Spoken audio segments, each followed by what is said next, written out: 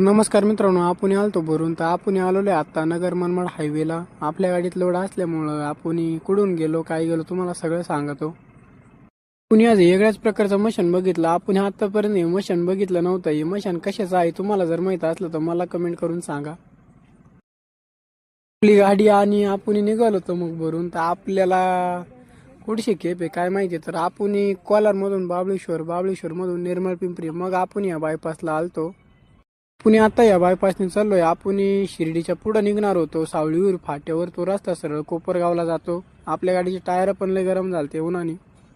पुणे आलतो गिरायकाच्या साईटवर. मग आपले 550 गट्टू खाली झालते आणि मग आपली गाडी अजून अर्धी बाकी होती.